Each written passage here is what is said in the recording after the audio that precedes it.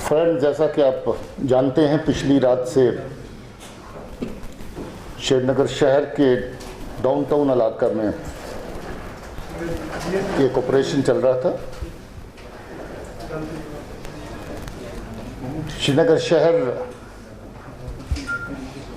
काफ़ी अरसे से, जहाँ तक एक्टिव मिलिटेंट एक्ट का है सवाल, उससे फ्री था, मगर ग्रेनेड्स वगैरह के इंसिडेंट श्रीनगर शहर में पिछले काफ़ी देर से चलते रहे।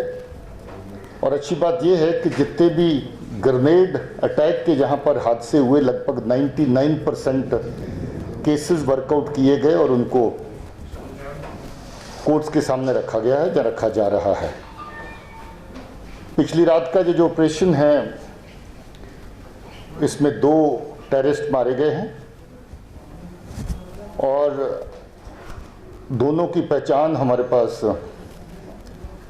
आ गई। एक तो श्रीनगर शहर से ही है, जुनैद अशरफ खान,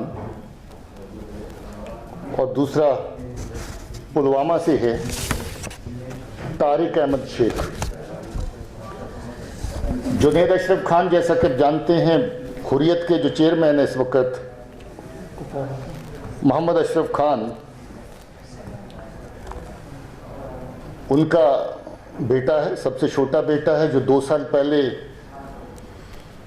मिलिटेंसी ज्वाइन कर गया था।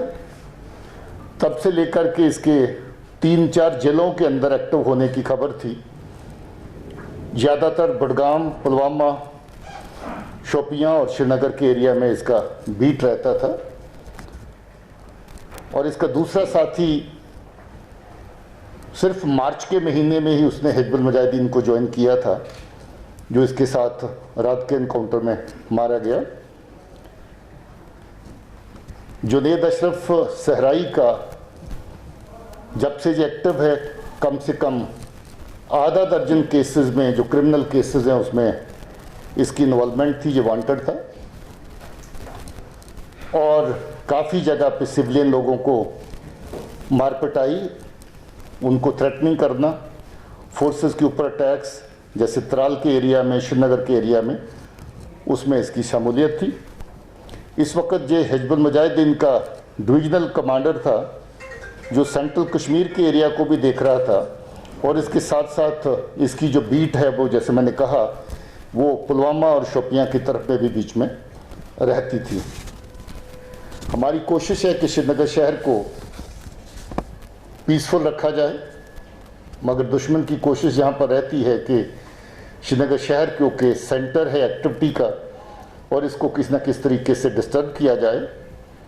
ग्रेनेड्स जो बहुत बार जहाँ पर हुए, उनका लिंकेज भी ज़्यादातर हिजबुल मुजाहिदीन के जो एक्टिविस्ट हैं और बाकी ऑर्गेनाइजेशन के एक्टिविस्ट हैं, वो पुलवामा से भी और नॉर्थ कश्मीर, दोनों साइड से आकर के, अवंतीपुरा से आकर के जहाँ पर इस तरह की कार्रवाइयाँ करते रहे।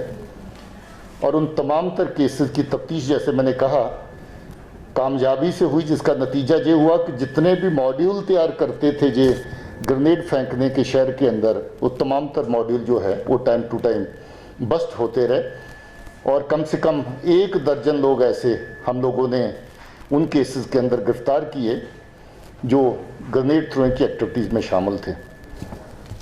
हम उम्मीद करते हैं कि जहां जो इन लोगों की तरफ से जो साजिशें बन रही थी श्रीनगर शहर में अटैक करने की, कहीं किसी न किसी जगह पर, और हम लोग काफ़ी अरसे से ट्रैक कर रहे थे, और कल हमें जो ख़ास इतला मिली इनकी मौजूदगी डाउनटाउन में, उसके मुताबिक हमने जो ऑपरेशन लॉन्च किया था, और उसमें पुलिस को और हमारी जो फोर्सेस हैं, CRP साथ में थी, इनको इस ऑपरेशन में कामयाबी मिली। जब वो जब चल रहा था तो हमें सुनने में आया था कि 3 मित्रों, क्या बाकी 3 थे या ये बाकी 2 ही थे? और दोनों नहीं, 2 ही थे शुरू से। उसमें 3 का खदशा इसलिए हुआ था कि एक घर में से निकल के दूसरे घर में शामिल हो गया था, जो बाद में लड़का दूसरा जो मारा गया तारिक, तो उससे एक बार लगा था कि शायद 2 ना होकर के 3 हैं। एक घर की और इन्वॉल्वमेंट हुई जहाँ से फायर आया, मगर ये 2 ही थे और दोनों ही मारे गए हैं। इनके मार्जिन के साथ हम ये समझे कि इन्हीं दो पर मिलिटेंसी यहाँ मबनी थी या एक्सपेक्टेशन कुछ और भी है? मतलब देखिए, मिलिटेंट का तो कोई फिक्स्ड एरिया नहीं है, वो तो एक जगह से दूसरी जगह कहीं भी जा सकता है।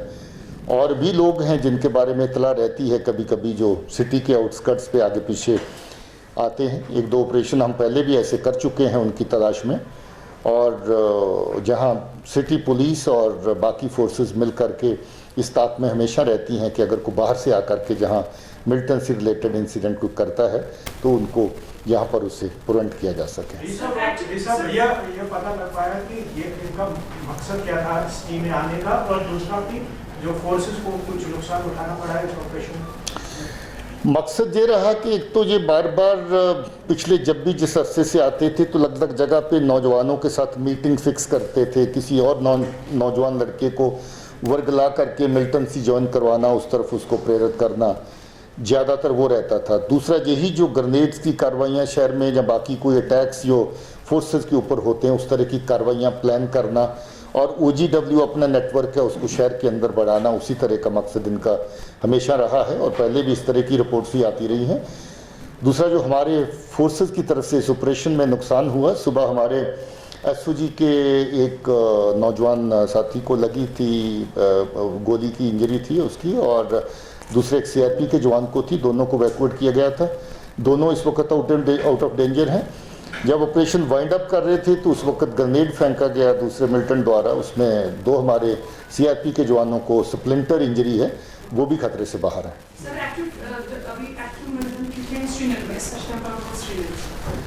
श्रीनगर देखिए, सेंट्रल कश्मीर कुल मिलाकर के जो इसकी तादाद है ले दे करके वो 13-14 के करीब बनती है, जो इधर तो नहीं है ज़्यादातर, मगर जब आते हैं तो हमें उनकी खबर लगती रहती है। सर, पाक बेस्ड रिपोर्ट्स के अकॉर्डिंग में देखा जाए तो अभी रिसेंटली गुलबराजी ने अपना नया ऑपरेशनल कमांडर को अनाउंस किया। सो जुनैद की कुछ अपने with in the outfit differences थे, was there any kind of report? नहीं, ऐसी कोई रिपोर्ट हमारे पास नहीं थी। सर, टोटल कश्मीर में स्ट्रेंथ क्या होगी मिलिटेंट्स की अभी अगर हम बात करें, और क्या हम समझें कि रियाज नागपुर और जुनैद सहराई लीडरशिप आपने उनकी किया?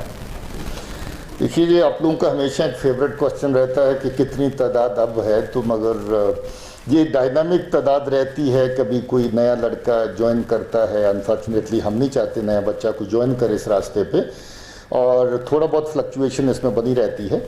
मगर मैं इतना बता दूं कि जो साल के शुरू में जितनी तादाद थी उससे काफ़ी कम हो चुकी है अभी, और अभी कोई 240 के आसपास करके जो टोटल तादाद अभी बनती है। जो सर एरिया जहाँ पे एनकाउंटर हुआ है डेंस एरिया है, श्रीनगर हो रहा वैसे पूरा शहर का डेंस माना जाता है, तो डैमेज वहाँ क्या हुई है? कोई सिविलियन इंडिविजुअल जिस हिसाब से मकान को with in short period of time जो आग लगी है उसके बाद फायर टेंडर भी बुलाया गया था, तो वहाँ से कुछ? देखिए, बहुत साफ सुथरा ऑपरेशन हुआ है। इसमें हम लोग इसी बात का एहतियात कर रहे थे क्योंकि कंजस्टेड एरिया है, कहीं कोई ज़्यादा आग वाग का वाक़ा हो जाए, बाकी चीज़ें हो जाएं तो रोकना मुश्किल हो जाता है।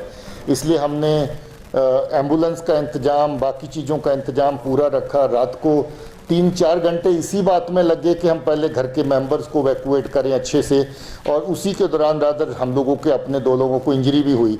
जब घर से इवैक्यूएट करने के लिए आगे बढ़े तो आगे से फायर आया, तो पहले हमारे 2 जवान उसी में इंजर हुए। घर का भी कोई खास नुकसान नहीं हुआ है, वो आग वाग क्योंकि ग्रेनेड वगैरह चला रहे थे, बाकी चीज़ें अंदर चल रही थी तो उसके चलते आग लगी, मगर हमने आग पे काबू पा लिया था। नेट और फोन पर पाबंदी कब तक? चलिए, इसके बारे में फिर कभी जवाब देंगे और बताइए। अभी डोडा में एक रिसेंटली एक ऑपरेशन हुआ, और अभी क्या मतलब ऐसा लगता है कि वहाँ मतलब चिनाब वैली और बाकी जैसे रीजन डोडा कि नंबर जो है वो इंक्रीज हो रहा है? नहीं, वहाँ पर नंबर कम हुए हैं। पिछले साल 9 मिलिटेंट थे उस एरिया के अंदर, और इस साल अभी सिर्फ 3 हैं, तो वहाँ पर मिलिटेंसी कम हुई है, बड़ी नहीं है।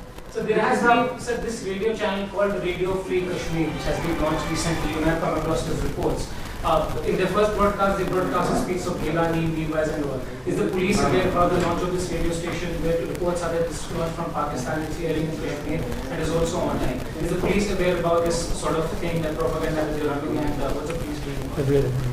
देखिए, large scale propaganda sponsored by Pakistan is going on both on social media platforms and a variety of other channels which they can resort to, Police is aware of all these kind of propagandist moves by Pakistan, and we keep a watch over such activities, and we keep on graduating our response as per the requirements.